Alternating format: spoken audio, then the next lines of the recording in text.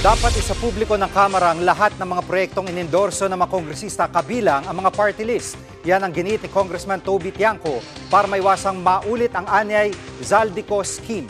Live mula sa Batasang Pambansa, nangunguna sa balita si News 5 House Correspondent Marian Enriquez. Marian, ano ang detalye ng mungkahi ni Congressman Tiangco?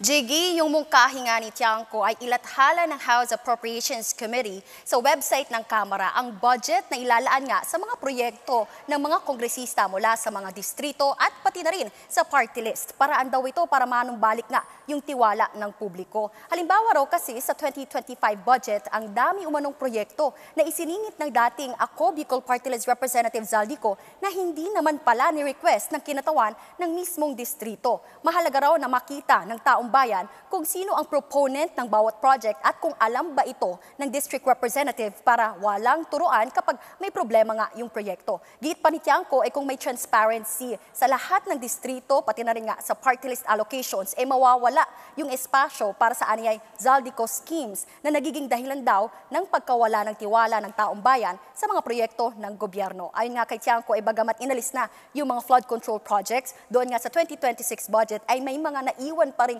infra projects sa mga distrito gaya po ng mga multi-purpose hall. Yan muna, latest dito, Jiggy. Marian, ano naman ang naging reaksyon ng ibang kongresista sa mungkahi ni Congressman Tiangco?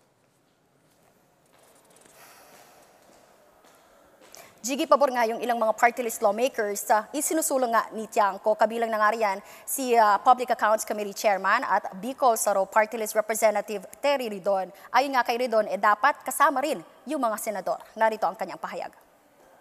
I think we unite on the purpose that we have to be transparent as to the entire list of proposals by legislators. It is not just party list congressmen that make proposals in several districts, but more importantly, even senators make these proposals in several districts.